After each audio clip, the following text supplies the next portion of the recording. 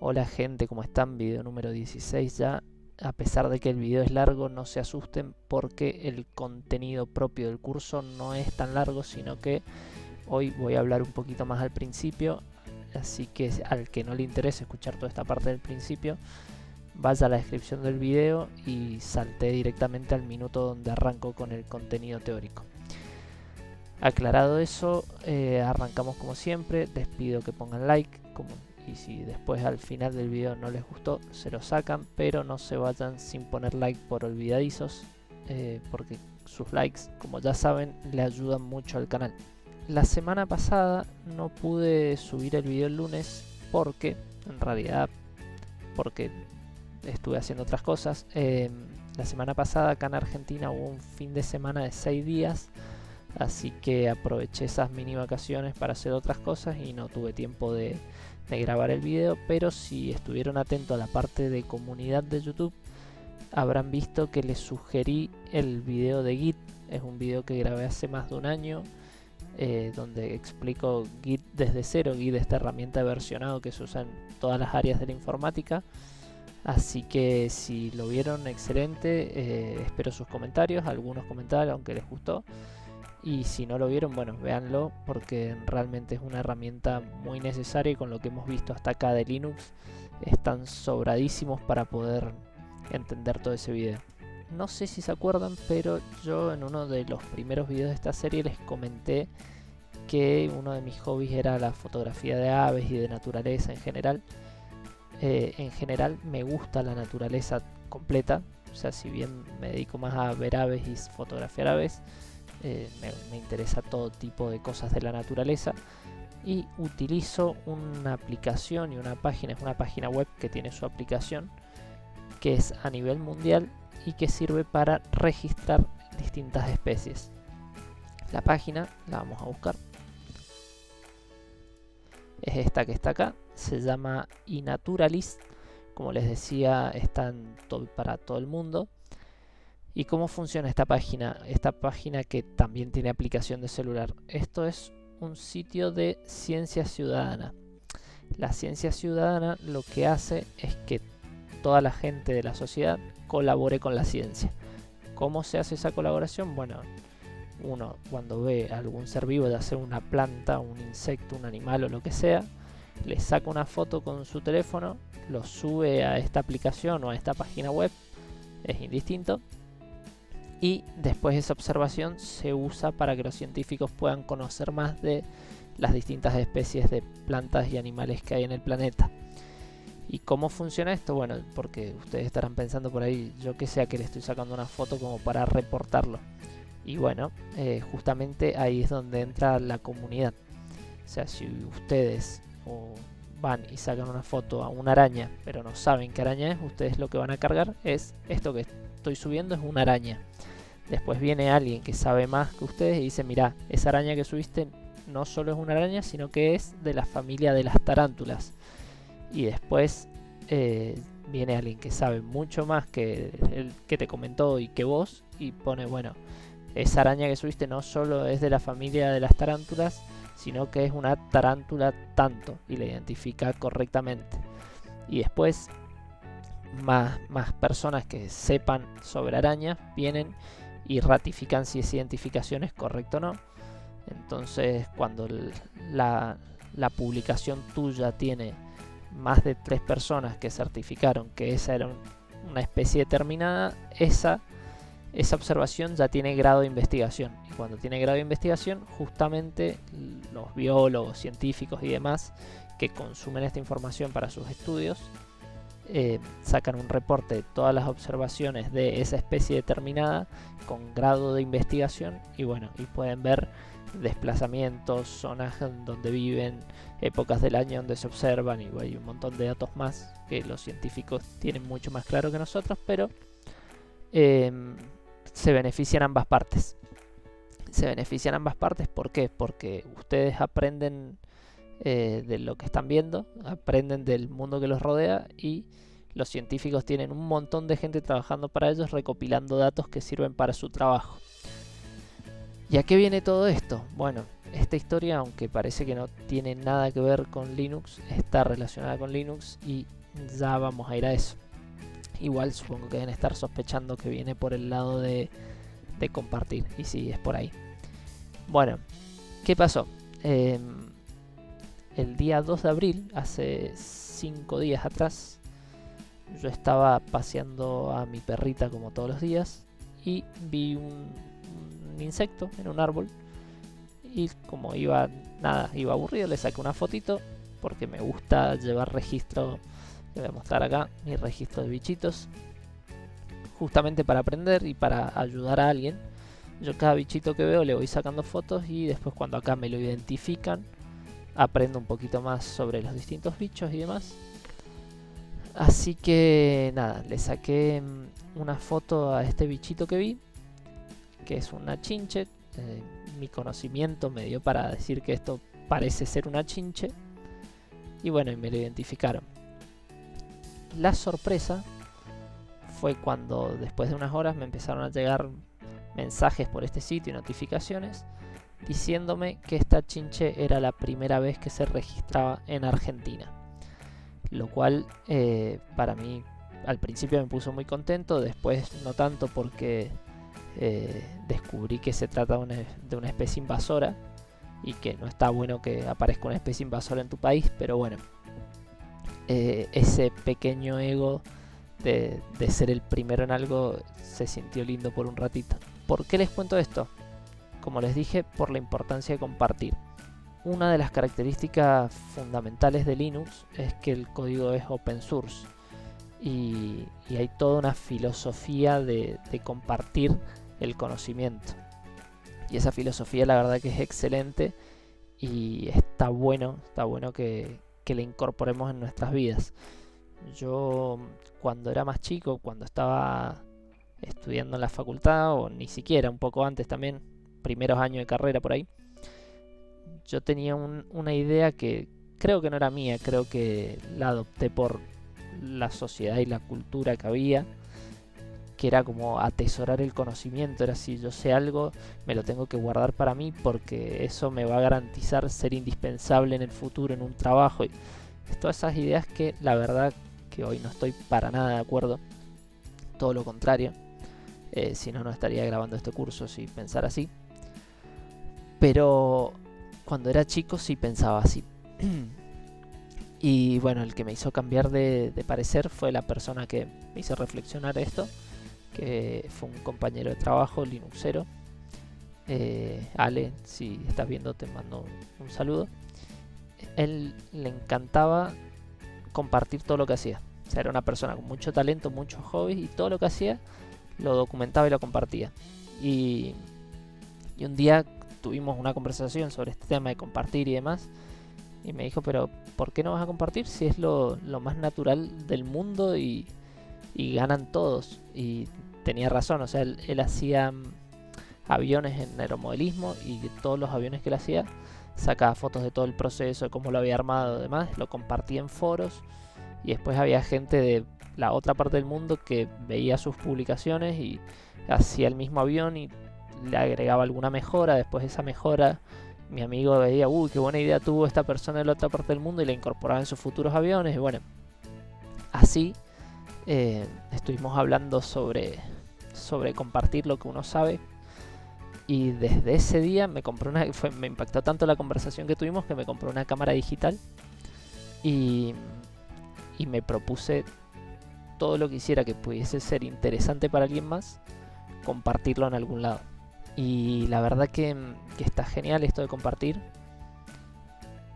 Como les decía recién, es una forma de hacer crecer el conocimiento general. Qué mejor ejemplo que este de esta chinche, que a mí algo que no me costó nada, que es sacar una fotito con el teléfono y subirlo a una aplicación, generó que se muevan un montón de cosas acá en la provincia. De hecho, el día de ayer estuve hablando con un montón de biólogos, con el biólogo chileno que me identificó la especie, con biólogos de acá. Ahora hay varios organismos de acá que les ha llegado el dato, que me han pedido que colecte ejemplares para los museos de insectos de la provincia. hay un organismo que va a determinar qué acciones tomar, si hay que fumigar, si es grave o no, o sea, todas las acciones que se desprendieron de esa pequeña observación, de ese pequeño gesto de sacar una fotito y subirlo a una aplicación, son increíbles. Entonces es fundamental, y más en el mundo de la informática, compartir el conocimiento. Es imposible, o sea, en este mundo no sé qué tanto saben los que están viendo este video, pero el mundo de la informática es gigantesco. Es gigantesco, hay miles de cosas por saber y todos los días salen cosas nuevas y todos los días lo que ya sabíamos ya no sirve. Entonces todo el tiempo hay que estar aprendiendo y hacerlo solo es imposible. Realmente es imposible, y la única manera de no quedarse y poder seguir avanzando es compartir todo lo que nosotros sabemos y que nos tomamos el trabajo de aprender y el esfuerzo que hicimos y todo. Si podemos dejarlo fácil para el que viene atrás, es excelente. Y de la misma manera, cuando a nosotros nos toca incursionar en alguna rama en la que no sabemos tanto, consumir las experiencias de otras personas que ya hicieron todo el camino difícil para aprenderlo, es súper útil y te ayuda a avanzar más rápido. Así que por eso les quería contar esta historia, para que vean cuál es la importancia de compartir. Pero esto tiene otro matiz, y es el fanatismo. Y el fanatismo es un problema muy grave en cualquier ámbito de la vida. Y el sistema operativo, Linux o demás, no escapa de esto. Y por eso les voy a contar cuál fue mi experiencia, cómo llegué a Linux. Cuando yo estaba en la facultad, yo odiaba Linux, lo odiaba con todo mi ser. Y mis amigos hoy por hoy se ríen porque hoy mi sueldo viene gracias a Linux. O sea, yo gano plata y vivo gracias a Linux. Y estoy acá haciendo un curso de Linux para compartir. Y yo en la facultad decía odio Linux, odio Linux. Y en realidad no odiaba Linux. En realidad odiaba a los fanáticos de Linux. Tuve la mala suerte de cruzarme con algunas personas en la facultad que eran muy fanáticas de Linux, a niveles religiosos ya, y me generaron lo que te genera cualquier persona que te quiere imponer sus ideas. Me generaron rechazo. Yo dije, yo nunca quiero ser como esta gente, y si ustedes defienden tanto Linux, yo voy a decir, no sirve. Y en realidad no sabía si servía o no, nunca lo había usado y no conocía casi nada.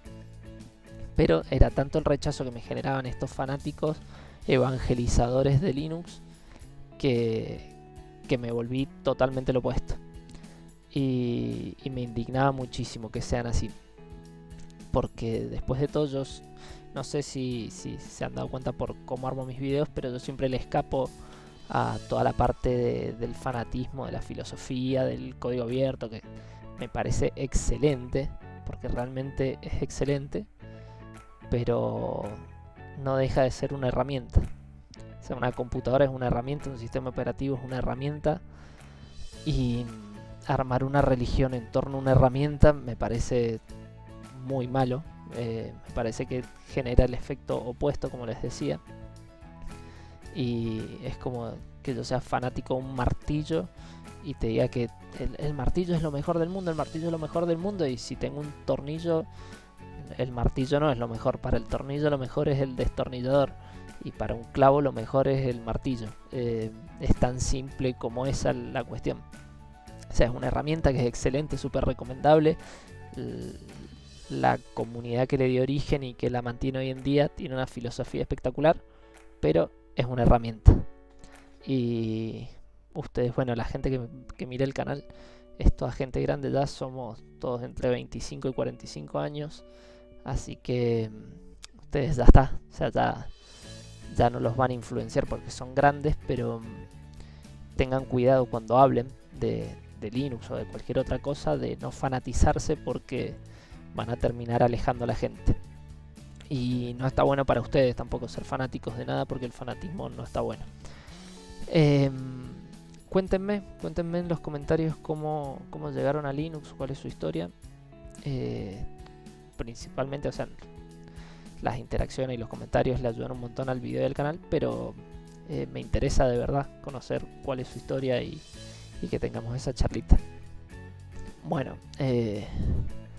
ya llevo bastantes minutos hablando, así que es algo nuevo esto de hablar tanto al principio, pero bueno, tenía ganas de contarle estas cositas. Así que bueno, vamos a empezar con el video de hoy y no les quito más tiempo.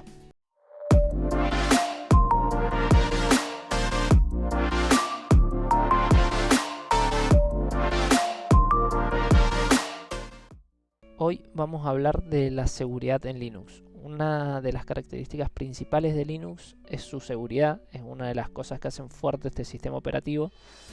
¿Cómo proporciona Linux seguridad a sus archivos? Lo hace mediante las cuentas de usuario, como cualquier sistema en el mundo o la mayoría. Nosotros para usar este sistema operativo tenemos que loguearnos, poner nuestro usuario y contraseña, y el sistema operativo tiene todos sus archivos con permisos asignados a los distintos usuarios.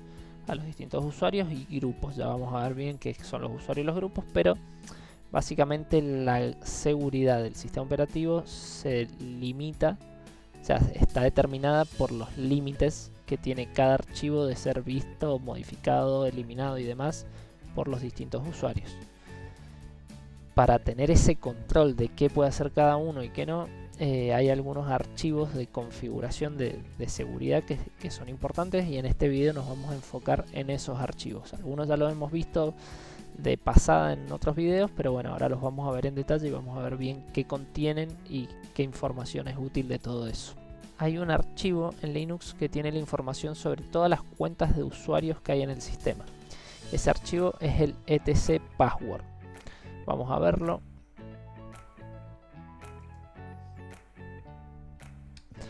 Vamos a ver el archivo etc password y vamos a ver su contenido. Paradójicamente, este archivo que se llama etc password no contiene los passwords de los usuarios. Se llama así porque hace mucho tiempo, en los orígenes de Linux, sí se guardaba en este archivo, después se sacó de ahí y se pasó al archivo etc shadows, pero bueno, ya quedó el nombre así. Este archivo, veamos el contenido, lo que tiene es una línea por cada usuario del sistema. Acá vemos el usuario root en la primera línea, que es el usuario raíz, el usuario administrador de Linux. El usuario root tiene permiso para todo. Y después tenemos algunos usuarios del sistema que utiliza el sistema para distintas tareas, y los usuarios de todas las personas que tienen una cuenta y que pueden acceder a este sistema. Bien, veamos qué son estas líneas. Como dijimos recién, cada línea de estas es para una cuenta de usuario. Y en esta línea, o en cualquiera de estas líneas, hay distintas columnas determinadas por el carácter de 2 puntos. O sea, esta es una columna, esta es otra columna, esta es otra columna, y así. Cada una de estas palabras separadas por 2 puntos, o palabras o cosas separadas por los 2 puntos, son una columna y tienen un significado especial. Vamos a verlo en la filmina.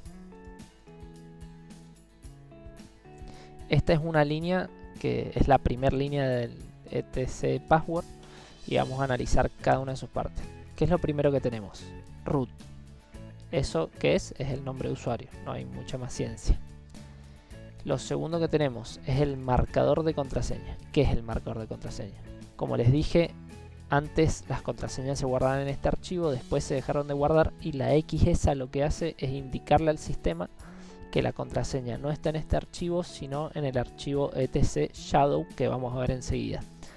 O sea, básicamente le está diciendo hay una contraseña para este usuario que está guardada en el archivo por defecto, que es el etc shadow. Después, ¿qué sigue? Tenemos un 0, que es el ID del usuario. Siempre en todos los Linux el usuario root tiene ID 0. ¿Qué es esto del ID? Bueno, al sistema operativo, a Linux, no le interesa el nombre del usuario. El nombre del usuario es algo para que nosotros entendamos y para que nosotros nos sea más fácil recordar, pero internamente Linux a los usuarios los maneja con su ID. El ID es un número identificatorio que tiene cada usuario, que no se puede repetir, y Linux, cuando asigna permisos y demás, lo hace a través de este número y no a través del nombre. El nombre simplemente es para que a nosotros se nos haga más fácil entender a qué usuario estamos haciendo referencia. Pero en todos los Linux, como les decía, el usuario root, que es el usuario administrador, el que puede hacer todo, tiene el ID 0. Después, el siguiente carácter, que es un 0, es el ID del grupo primario. Todos los usuarios, por una definición del sistema operativo Linux, tienen que pertenecer a un grupo o más. Y tienen que tener uno de todos esos grupos, es el grupo primario. O sea, si un usuario pertenece a 10 grupos, uno de esos 10 tiene que ser el primario y los otros 9 son grupos secundarios. En este campo se pone el ID del grupo primario, que en este caso el grupo primario lleva el mismo nombre que el usuario. Por defecto, cuando uno crea un usuario en Linux, se le crea automáticamente un grupo con el mismo nombre y se asigna como su grupo primario. Es decir, que si yo tengo un usuario Juan, va a pertenecer al grupo Juan. Y ese va a ser su grupo primario si yo no toco nada en la creación del usuario. Después yo puedo, mediante comandos y demás, que ya lo vamos a ver en otro video, decir, no, mira, quiero que el grupo primario de Juan sea desarrolladores. Y bueno, y en ese grupo de desarrolladores habrá otros desarrolladores y será el grupo primario de Juan. Pero si yo no toco nada y creo un usuario de cero así, se crea automáticamente junto con el usuario un grupo con el mismo nombre y se le asigna como grupo primario. Y en este campo del archivo etc_password lo que podemos ver es cuál es el ID de ese grupo primario del usuario. Por lo mismo que les decía recién, nosotros vemos el nombre del grupo cuando vemos los permisos de los archivos, pero Linux internamente lo maneja con su ID. Bien, veamos qué hay en el campo que sigue.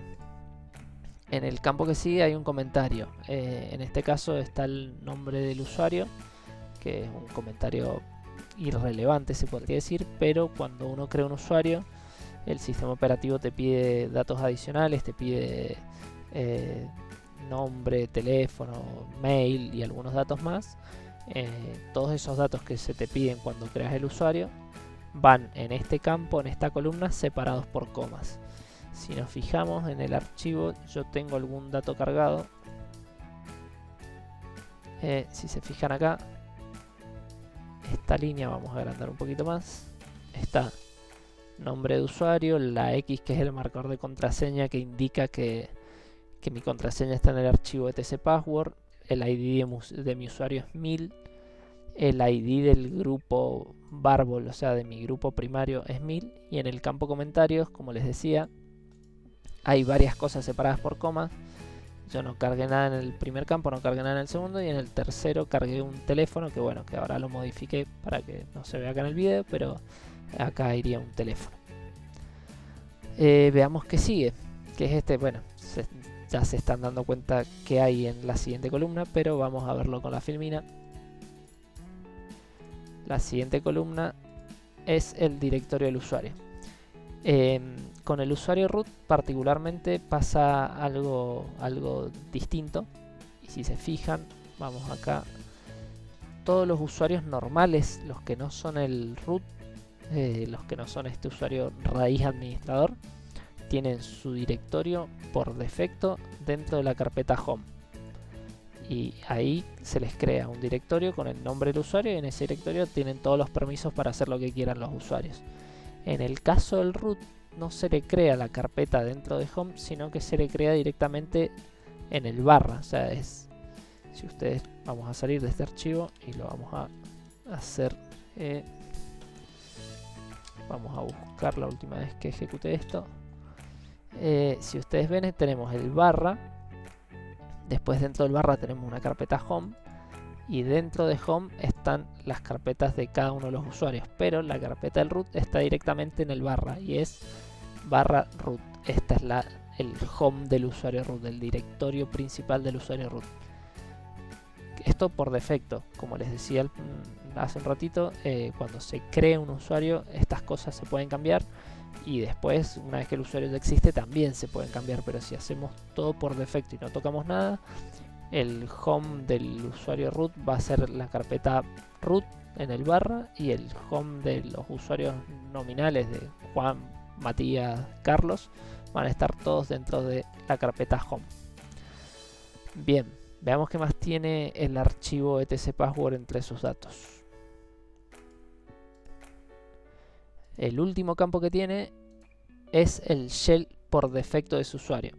Ya hemos visto en un montón de videos que tenemos varios shell. En este caso el shell que va a usar cuando se loguee el usuario root al sistema, el que va a recibirlo es bin bash.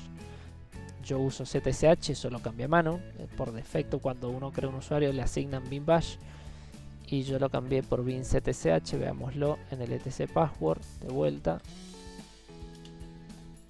Si nos fijamos, yo tengo ZSH acá y el root tiene bash. Y después todos los usuarios que son del sistema y que no deberían tener un shell, que te hacen tareas internas pero que no deberían loguearse nunca, tienen el no login. El programa no login es un programa que no les permite loguearse.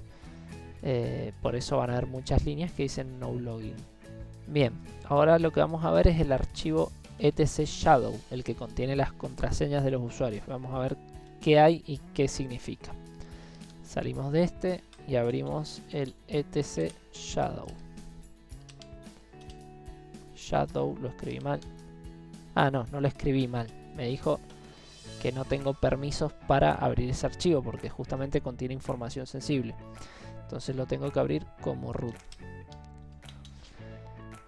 Hay varias maneras para elevar los privilegios, pero ya la vamos a ver enseguida. Por lo pronto yo voy a usar un sudo bin etc shadow.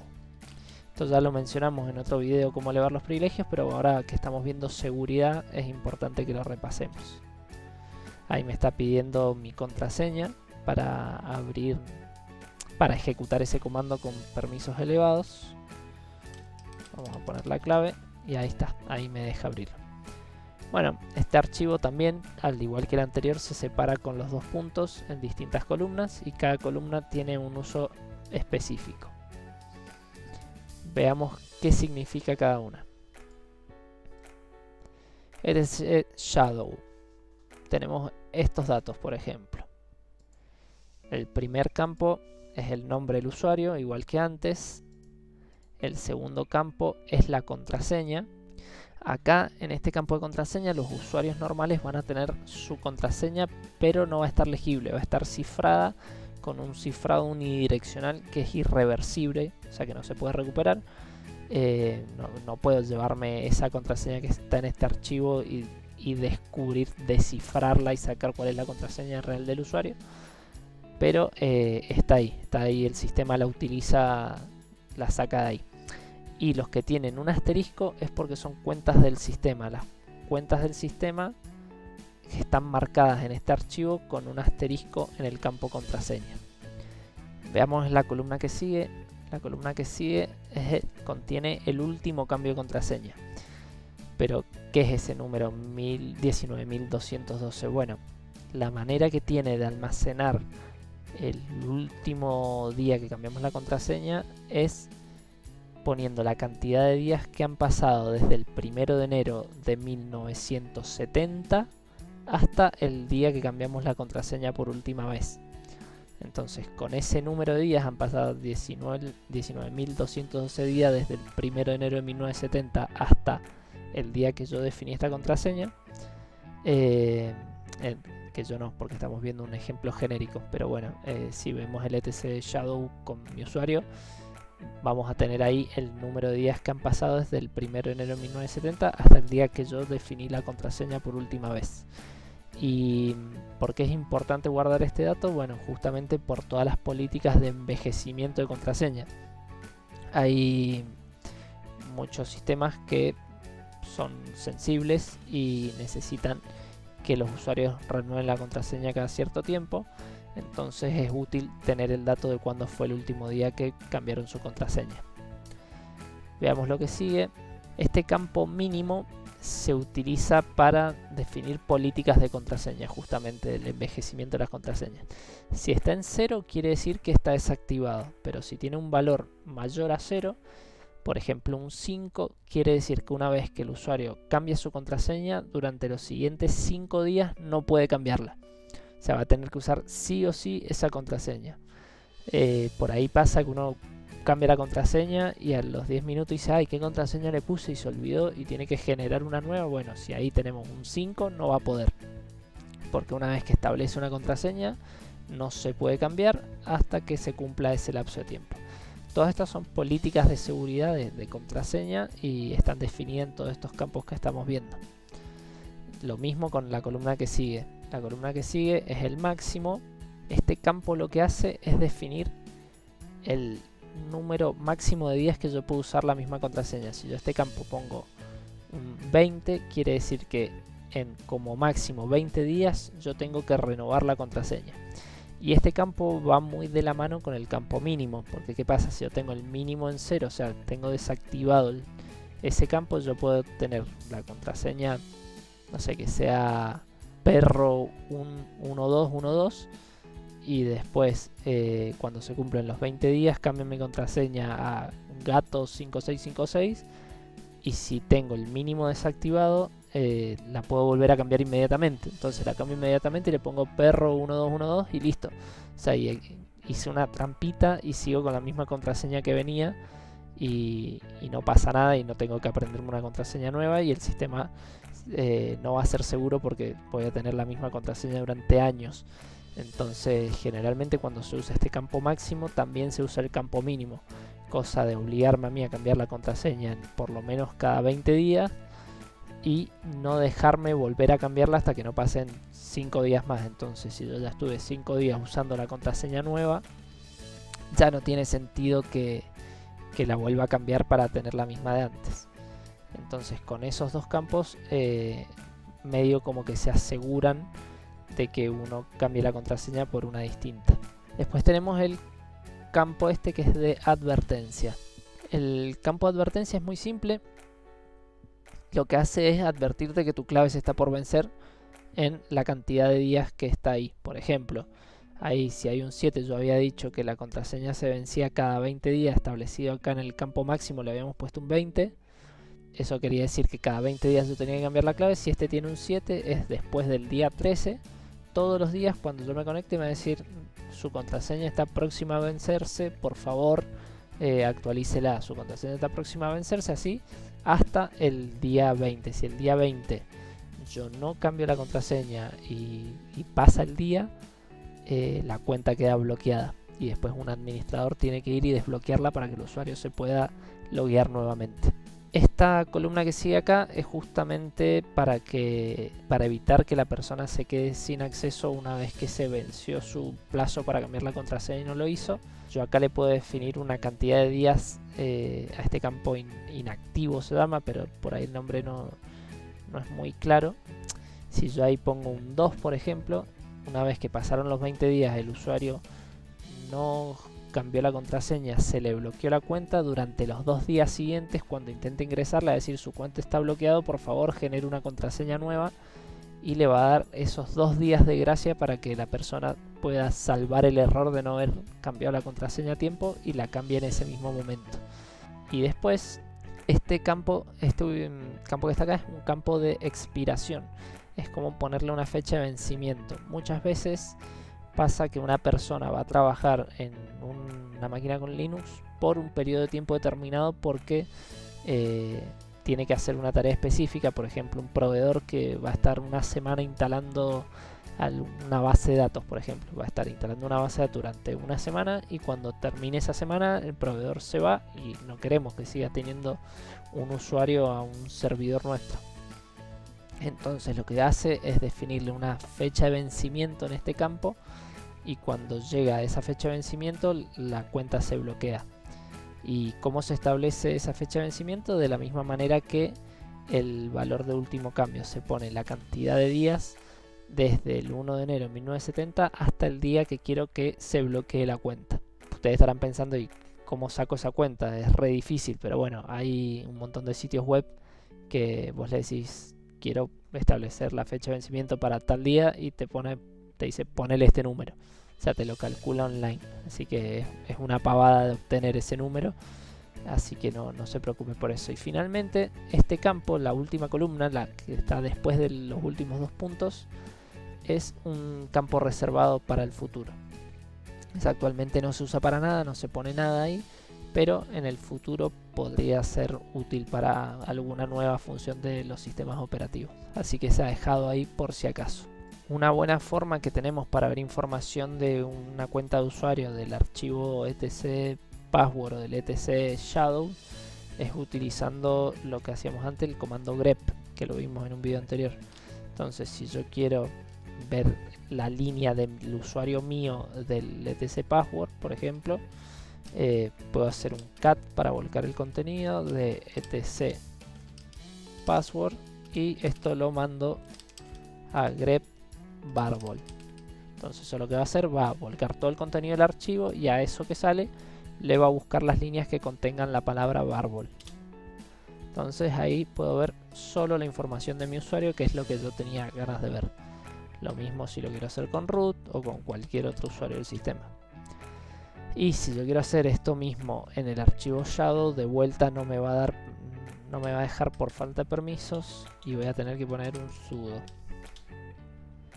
permission deny. Entonces acá yo le puedo poner un sudo y ahí me va a dejar. Ahí me dice, me trajo la línea del root y le puedo pedir que me traiga la línea de barbol, por ejemplo.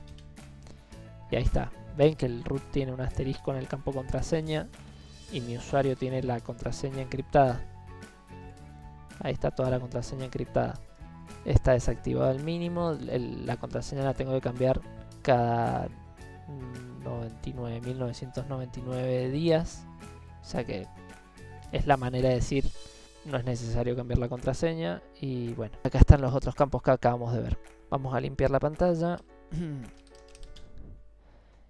¿Cómo sé con qué usuario estoy conectado a un sistema? Si yo estoy todo el tiempo cambiando de un usuario a otro, por ahí puede haber un momento que diga, cheque, ¿con qué usuario estoy conectado en este momento? Bueno, una manera de saberlo es usando el comando id. Si yo toco id, te tira toda la información del usuario con el que estás conectado. Y si nos fijamos acá, ¿qué nos dice? Nos dice, mira, el user ID, o sea, el ID de usuario con el que estás conectado es el ID 1000, que corresponde al usuario barbol. Después dice, el grupo principal del usuario barbol es un grupo que se llama barbol y que también tiene un ID de grupo 1000. Ese es el grupo principal, y lo que yo les comentaba recién, que hay grupos secundarios, son todos los que vienen a continuación.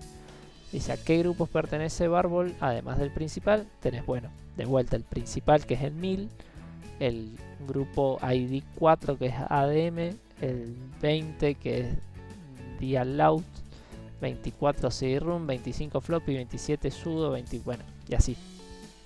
Dicho sea de paso, el grupo 27 sudo este es el que hace que yo pueda ejecutar los comandos con privilegios elevados, que puedo usar el comando sudo y otro comando y ejecutar ese segundo comando como si fuera el root.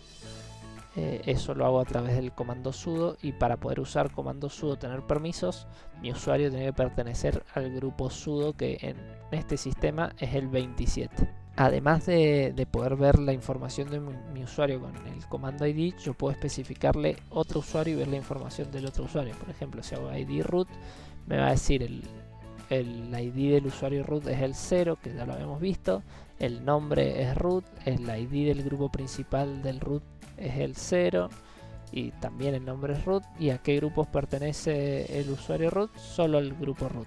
Bien, si volvemos al archivo etc password, vamos a ver algunas características de los distintos usuarios. Si se fijan, el ID de usuario es 0 para el root, y para los usuarios normales como el mío arranca en 1000, y para todos los demás tiene números más chicos. Acá hay una división que es importante, que es se asigna siempre, como les dije, el ID 0 al root, después del 1 al 499 se usan esos ID para los usuarios de sistema, para esas cuentas de sistema que no se loguean, y del 500 en adelante se utilizan para los usuarios normales, para las personas que se conectan al sistema. Por eso a mí en este caso me tocó, cuando se creó mi usuario, me tocó el ID 1000. Una cosa importante de las cuentas del sistema es que se utilizan para tareas internas del sistema operativo, o sea que son importantes, no las borren. Si las borren van a romper algo, y la idea es que con el paso del tiempo uno vaya aprendiendo para qué es cada una de estas cuentas del sistema y qué tareas hacen, para tener un mayor conocimiento de cómo funciona el sistema. Dicho esto, el root es un usuario como cualquiera y tiene su contraseña, y uno podría iniciar sesión con el usuario root, pero es una pésima práctica. Si estamos hablando de cuestiones de seguridad, iniciar sesión con el usuario administrador es una muy mala idea, porque cualquier cosa que hagamos vamos a estar haciéndola con super permisos, y si ejecutamos un comando que puede ser peligroso por las cosas que hace y nosotros tenemos el usuario root, vamos a estar generando un daño que puede llegar a ser irreversible. Por eso es que lo recomendable por norma de seguridad y por procedimientos y demás es que nunca iniciemos sesión con el usuario root, sino que iniciemos sesión con un usuario normal como el nuestro, y cuando querramos hacer algo que requiere mayores privilegios, o que nos convirtamos en el usuario root en ese momento, o mejor aún, que ejecutemos el comando puntual ese que queremos con privilegios elevados a través del comando sudo, que es el que acabamos de ver. Por ahí, ¿qué pasa? Si vamos a estar ejecutando varios comandos que necesitamos permisos elevados, no vamos a estar haciendo sudo comando 1, sudo comando 2, sudo comando 3, porque nos vamos a volver locos. Bueno, en ese caso sí, nos cambiamos al usuario root desde nuestro usuario, hacemos todo lo que tenemos que hacer y después volvemos a nuestro usuario. ¿Y cómo nos cambiamos al usuario root?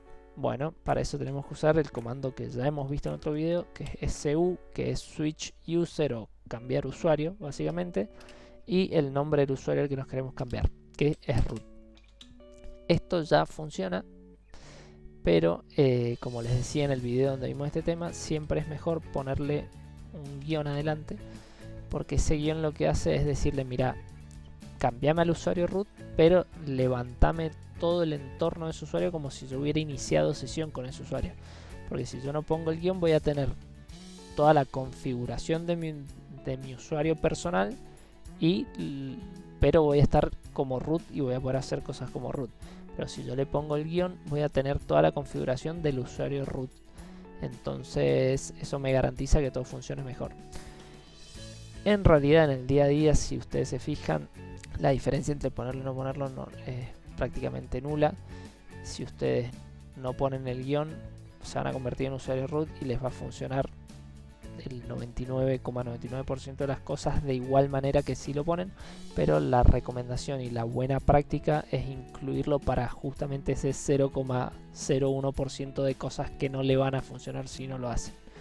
Entonces, siempre que ustedes se cambien de usuario, que no necesariamente tiene que ser al root, o sea, lo más normal es cambiarse al usuario root para tener super privilegios, pero hay algunos escenarios donde uno se quiere convertir en un usuario distinto que no es el root, y también se utiliza este comando su- y el nombre del usuario al que yo me quiero convertir.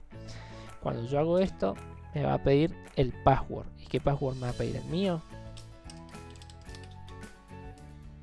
No, el password que me está pidiendo es el del usuario root, y como yo no sé cuál es el password de root, no me puedo convertir a root utilizando este comando así. Entonces lo que tengo que hacer es decirle sudo, que es como ejecutar este comando que te voy a decir con super privilegios, y el comando que quiero que ejecutes es el de cambiarte al usuario root. Y si yo hago sudo su-root, todo esto junto, ahí, bueno, acá no me lo pide porque lo había puesto recién, pero ahí te va a pedir la contraseña. ¿Y qué contraseña te va a pedir? La de tu usuario, no la del root. Entonces la manera para convertirse en usuario root o en cualquier otro usuario es poner sudo para elevar los privilegios, su para hacer un switch user, guión para levantar el contexto del usuario al que me quiero convertir, y finalmente el nombre del usuario al que me quiero convertir.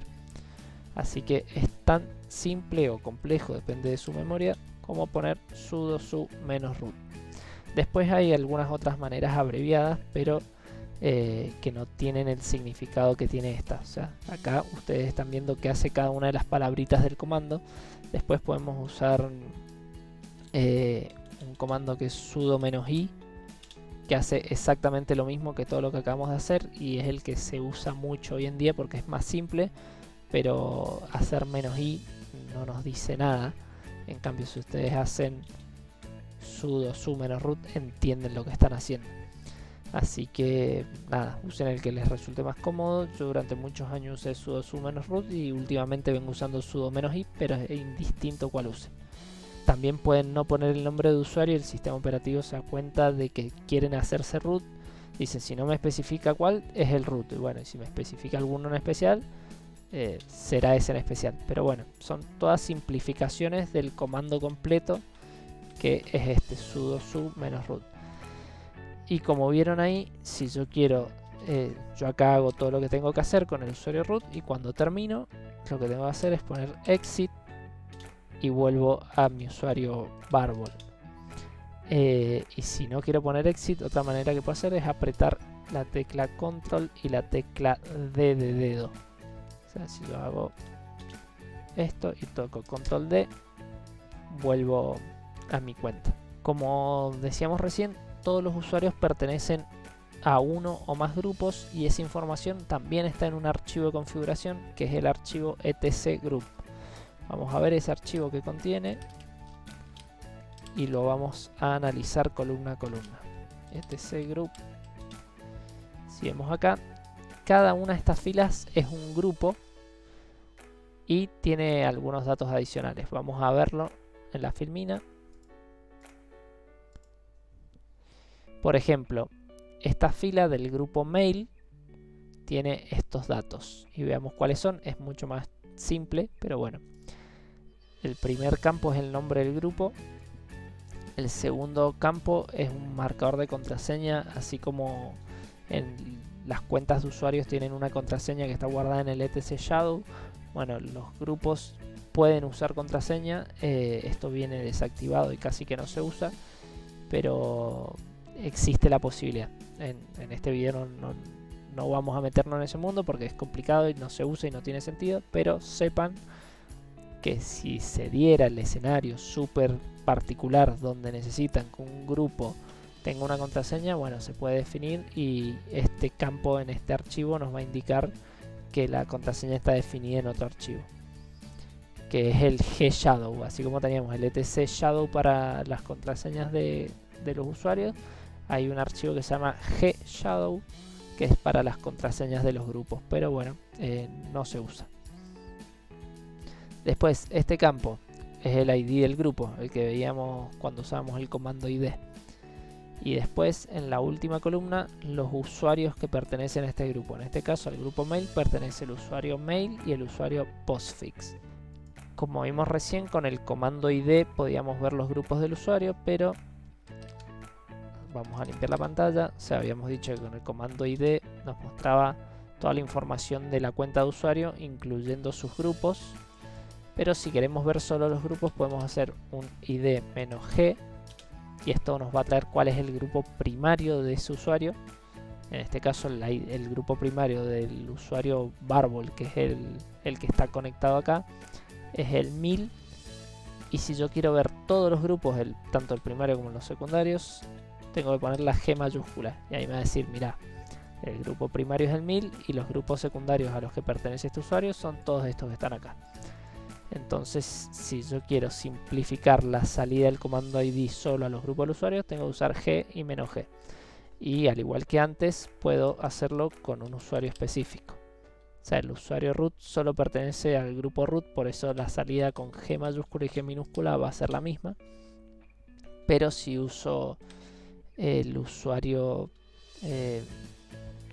no me acuerdo qué usuarios teníamos. Creo que había un usuario mail. Mail, claro, ahí está. Bueno, en este sistema el usuario mail también pertenece al grupo mail y nada más. Pero bueno, con la G y la "-g pueden usar el comando ID para ver solo la información de los grupos. Hay un comando que es para cambiar los dueños de un archivo. O sea, si yo me voy a la carpeta, vamos a crear acá video 16. Tengo esta carpeta que está vacía, no tiene nada. Y si yo acá creo un archivo, vamos a hacer archivo prueba.txt. Si yo creo ese archivo y miro sus permisos, me va a decir que el archivo prueba.txt pertenece al usuario Barbol y al grupo Barbol. Si yo quisiera cambiar esto, el comando que se usa universalmente, que se usa en el día a día y que se hace todo, es el comando chown, que esto quiere decir ch viene de chain, de cambiar, y own viene de owner, que es propietario, la traducción al español, o sea, es cambiar propietario. Y acá lo que se hace es poner usuario dos puntos grupo, o sea, yo acá podría poner, no sé, Juan, dos puntos Juan, y al archivo prueba txt. ¿Qué pasa? Este comando requiere privilegios elevados y por ahí yo quiero cambiarle el grupo a un archivo que es mío. Este archivo yo lo quiero cambiar para que el grupo propietario no sea Barbol, sino que sea otro de los grupos a los que yo pertenezco. Y si lo quiero hacer con el comando chown, que es el que se usa universalmente para hacer esa tarea, necesito tener permisos de hacer sudo o de cambiarme al usuario root. Y quizás yo en este servidor, en esta computadora, yo no tengo permisos para hacer sudo ni para hacer usuario root, y no podría cambiar entonces un archivo que es de mi propiedad, no tiene sentido. Entonces, para poder hacer eso sin tener que ser root, existe un comando que es para cambiar el grupo. Vamos a fijarnos los grupos a los que pertenezco yo, y por ejemplo el grupo 1001, que es Docker, yo pertenezco a ese grupo, entonces yo puedo hacer un chain group chgrp, que quiere decir cambiar grupo justamente, y acá pongo el nombre del grupo al que quiero cambiarlo, lo quiero poner en el grupo Docker, y acá el nombre del archivo. Y si ahora nos fijamos, vemos que el archivo prueba txt, los propietarios son el usuario Barbol y el grupo Docker. Entonces con este comando yo pude cambiar el grupo propietario de un archivo sin tener que elevar mis privilegios. Pero como les digo, nunca lo uso en mi vida porque siempre he trabajado en servidores donde he tenido permisos para hacer chown, y con chown haces todo y cambias los permisos lo que quieras. Entonces siempre he usado ese comando que es más general. Pero bueno, dado el caso que no pudiesen hacerlo, tienen que usar el chain group, poner el nombre del grupo que quieren cambiar y a qué archivo quieren afectar. Y si le ponen un "-r" al principio, pueden hacerlo recursivamente en un directorio. Si son 1000 archivos y no quieren cambiar uno por uno, ponen un chown group "-r docker", y acá nombre de la carpeta, nombre de carpeta, y ahí lo aplican y se hace recursivamente hacia adentro, y todos los archivos y carpetas que estén adentro se les va a cambiar el propietario al grupo que ustedes especificaron. Otra cosa importante es que los permisos elevados, los permisos de sudo, por defecto vienen para que uno pueda hacer lo que quiera, y eso se puede configurar. ¿Dónde se configura? En el archivo etc sudoers, ese archivo que no se puede abrir si no somos root. Así que nos vamos a convertir en root, como vimos recién, sudo su-root, y ahora vamos a ver el archivo sudoers, que es etc sudoers. En este archivo, particularmente en estas líneas de acá, están especificados lo que pueden hacer los miembros del grupo sudo, lo que puede hacer el root y demás. Pues en este video no vamos a ver cómo modificarlo y qué se pone en cada línea, porque no tiene sentido, pero sepan que existe. O sea, cuál es la idea, que se queden con que existe un archivo donde se puede especificar si yo quiero que el comando sudo solo pueda funcionar para determinadas máquinas, para determinados comandos, o sea, si yo lo quiero limitar para que no sea tan global, se hace configurando este archivo. Fácil, si alguna vez les toca hacerlo, googleen cómo modificar estas líneas que están acá para que solamente el comando sudo sirva para hacer lo que ustedes necesitan, y lo hacen. Pero bueno, no tiene sentido que lo veamos ahora, se nos va a hacer muy largo el video y es algo que no se toca nunca. Lo importante sí es que sepan que existe un lugar donde tocarlo, y si necesitan cambiarlo alguna vez, investigarán ese día puntual cómo se hace y lo hacen. Pero acá está el archivo, el etc sudoers. Y creo que eso era lo último que teníamos para el video de hoy. Ya vamos a ver un segundo video de de seguridad. Sí, ahí está. Terminamos. Ya vamos a ver un segundo video de seguridad donde vamos a ver algunos comandos específicos. Este fue más centrado en los archivos. Vimos el etc password, el etc shadow, el etc group y el etc sudoers. Esos 4 archivos son fundamentales para definir la seguridad de un sistema operativo Linux, y ustedes deberían conocer cómo son, para que si alguna vez les toca monitorear por un ataque o cualquier cosa que alguien haya metido mano en esos archivos, saber qué cosas hay y qué riesgos implican cada una de las cosas que estén especificadas ahí. Lo mismo si les toca configurar un servidor para limitar el acceso a distintas personas a hacer distintas cosas, también con esos 4 archivos ustedes pueden modificar todo. Bueno, gente, espero que les haya gustado. Ya después les voy a dejar una encuestita para ver si les gusta que hable mucho al principio, ¿no? Y nada, y agradecerles por el apoyo. Hoy que estoy grabando el video somos 599 las personas del canal, que por ahí uno puede pensar, 599 es re poquito, hay canales que tienen 10 millones de seguidores. Bueno, no me importa, pero hace un par de semanas estuve en una charla en un auditorio que habían 500 personas, y realmente 500 personas es un montón de gente. Así que yo estoy súper orgulloso con ustedes, que son 599. Así que nada, gracias de vuelta por apoyar el canal, y nos estaremos viendo en un futuro video, que no les puedo garantizar que sea el lunes que viene. Hay algunos temitas que me pueden complicar la continuidad de las grabaciones, así que lo voy a terminar el curso, quédense tranquilos, pero bueno, estén atentos a la parte de comunidad del canal, y yo ahí les voy a ir dando novedades de cómo seguimos. Pero quizás no pasa nada y el lunes que viene hay video de nuevo, y bueno, y si me demoro, se irán enterando de las novedades a través de la parte de comunidad del canal. Bueno, gente, nos vemos en el próximo. Saludos, chau chau.